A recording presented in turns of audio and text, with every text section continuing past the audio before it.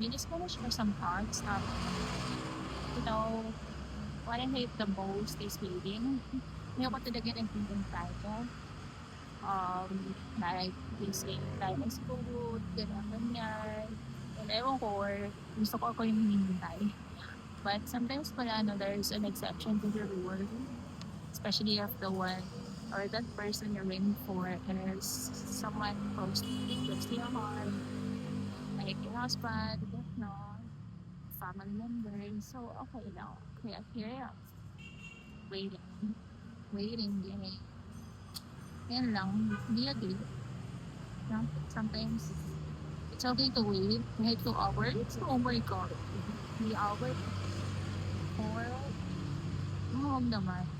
Right? Pero yun nga, depende rin sa person. If importante yung lakad or hindi.